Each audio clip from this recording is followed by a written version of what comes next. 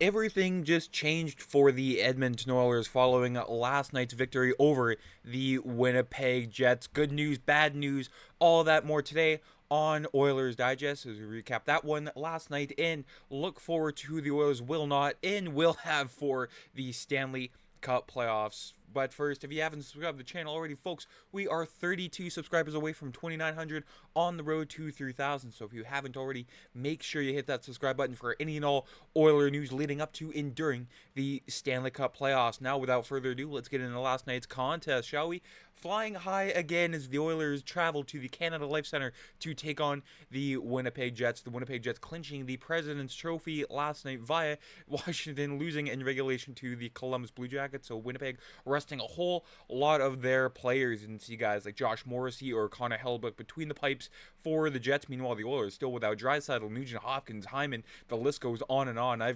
You've seen the list many a time, and it only gets longer and longer. But the Oilers taking this one by a score of 4-1 over the Winnipeg Jets. Scoring summary here. First period there was no scoring, but in the second period, Connor Brown continuing his hot streak off the stick of Connor McDavid, making it 1-0 Oilers a minute into the second period. But Alex Iafallo on the power play, one that Stuart Skinner was not his fault at all there. Iafallo all alone in front, capitalizing on a rebound, making it 1-1. And from there on, it was all Oilers, with the old guys taking control of this one. Adam Henrique, Corey Perry with the A on his chest for the first time as an Edmonton Oiler due to all the injuries, assist by Derek Ryan there. Although, shout out to Corey Perry. If you told me in 2017 that Corey Perry would one day wear an Oiler jersey with a letter on it, I would say you were insane, lock you up. But here we are. And then Victor Arvidsson with another empty net goal for the Oilers here. 2 straight games with an empty netter. I mean, that is what dreams are made up, with the Oilers taking this one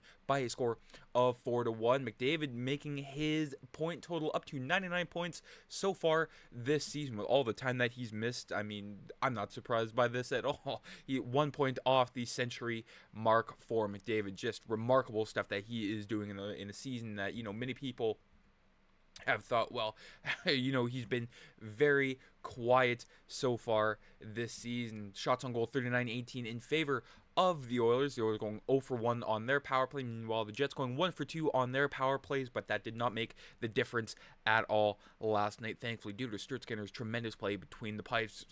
3 stars here. Adam Henrique getting the first star, Connor McDavid getting the second star, and then for some reason Eric Comrie of the Winnipeg Jets. Sure, he had a decent game, 921 there, 35 saves, but you'd think it would have gone to a guy like Corey Perry or Evan Bouchard. But you know what? That's just me. That's just, the bias in me leaking through here to my analysis there. Just taking a look at the hockey stat sheet here. Evan Bouchard tops this once again with Connor McDavid. Brett Kulak having a solid game. Everyone really on this list had not a bad game. I've said that far too many times over the past couple of games, but I feel like no one's had, just a stinker of a game unless you're Evan Bouchard in Anaheim. But it's all just been, if you haven't been doing anything, monumental, I should say. Trying to find the right word for it. Anything monumental, but still a quiet game here at the bottom of this chart. Ty Emberson, solid, quiet game. Kasper Kapanen, much of the bottom 6, again, not doing anything wrong here, but again, the hockey stat chart here saying they didn't do anything to sort of boost them up the chart here, and that is what you want from your depth here to get you into the Stanley Cup playoffs. The deserve to win meter 11, the Oilers in this one, 70.4% to Winnipeg's 29.6. Of course, the Oilers dominating the Jets in terms in shots on goal there. And can we talk about that first line there? Jeff Skinner, Connor McDavid, and Connor Brown there. 78% Corsi for percentage against one of the best defensive teams in the NHL. Sure, they didn't have Josh Morrissey, but, I don't want to say they decimated the Jets, but they were all over them all night long. They were 13 minutes and 37 seconds together on the ice. They're out shooting Winnipeg 10-3, outscoring Winnipeg 1-0 there.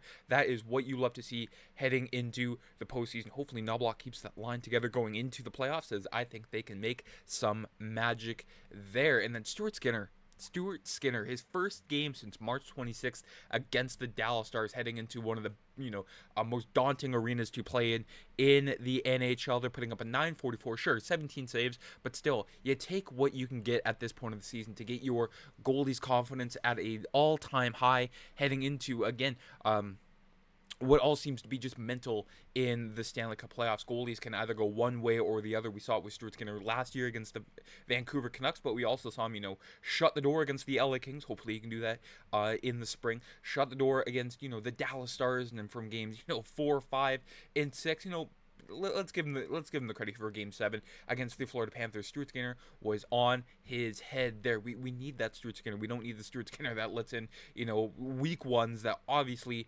should be saved there. But with Stuart Skinner, 1.19 goals saved, above expected there. Lots of love from Stuart Skinner from his head coach Kris Knoblauch. Said he's really solid. I think we defended really well in front of him.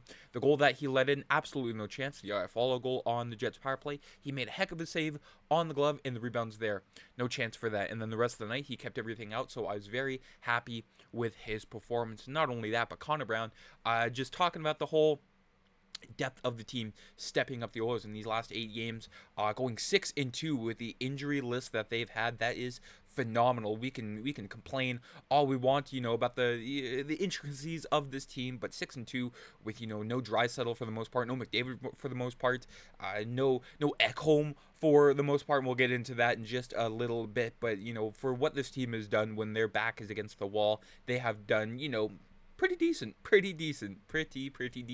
And Connor Brown says, when we get our full lineup, which we may not see until the second or even third round, we're such a deep club and complement the best 2 players in the world. The sense of belief in this group is very high. A couple more games here before the dance, so let's keep our habits up and keep playing well. Now there's some good news here and there's some bad news here, folks. We're seeing a lot of returning Oilers heading into the playoffs, but we may not see one in particular until the second round. With hold on, he's out for how long? Yes, we got an update from head coach Kris Knoblauch on Oiler defenseman Mattias Ekholm this morning here, and from Sportsnet, Mattias Ekholm will miss the first round of the Stanley Cup playoffs due to injury, Kris Knoblauch announced. Going even further here, it looks like Mattias will be out for a while and he won't be returning anytime soon. Now, the Sportsnet tweet said the first round, but Knoblauch saying we won't be returning anytime soon. It's very daunting because, the question marks surrounding Ekholm, not even before the Four Nations Race, but after Christmas. There had to have been some sort of ailment, some sort of illness, and then tweak something at some point after, Christmas there in the early months of 2025, heading into the Four Nations, playing a grueling tournament with Team Sweden and coming back to Edmonton, and just hasn't been himself. And it's very obvious when Mattias Ekholm is not himself. You can see it in his body language, in his play, and it just hasn't been the Ekholm that we are used to seeing ever since he came to Edmonton from Nashville in the 2023 trade deadline there. And of course, he's a very important player. He's not a replaceable player. He's a player that you can sort of, try to replace. But with that 96% wins above replacement there, he's been a cornerstone of that Oilers first pairing there with Evan Bouchard. And with that absence there, it'll be very tough to fill. Sure, you can maybe do, like a Nurse in Bouchard. You can try that, and that leaves Wallman with whoever in that Oiler lineup, but just a lot of question marks regarding Mattias Ekholm, and it just makes you wonder, why did he come back against the San Jose Sharks and risk it when he could have just sat towards the rest, or the end of the regular season, I should say. But that's for me to ask, and that's for the Oiler coaching and health staff to sort of figure out what exactly went wrong there. Knoblauch says the Ekholm injury was the same one he was dealing with before and didn't go into specifics with that at all. But again, very tough to try and fill the gap there with Mattias Ekholm. It's an irreplaceable gap, I should say. And other notes here from head coach Kris Knoblauch, from Daniel Nugent-Hopkins of The Athletic. Of course, Ekholm ruled out for the first round. Draisaitl and Hyman probably not playing the last 2 games, expected to be ready for Game 1 whenever that is against the LA Kings. Jake Wallman out tonight against the LA Kings, but might play Wednesday against the San Jose Sharks. And then Evander Kane and Trent Frederick might be good for Game 1 there. Hopefully they don't do the same mistake here with Ekholm that they do with Frederick and rushing him back. Even though he might be ready, he might 100% not be ready there. And it's a daunting one here for the Oilers. Kings on Prime Hockey tonight, which is pretty much just another installment of the battles that they've had over the years, and they will continue to have those battles as they will face each other in the first round. That is it for today's video. Let me know down in the comments what you thought about last night's game. What did you love? What did you not love? I'm very interested to see what you have down in the comment section what you have to say down there. I'm very, very interested. And how do you think the Oilers will get by without Mattias Ekholm? I'm also curious about that, because who knows what the Oilers will try to tinker with on the back end here with no number 14. Very curious to see what you have to say. That is it for today's video, folks. Have a great rest of your Monday. Great start to the week. I mean, the playoffs are almost here. Take care. I'm Matt.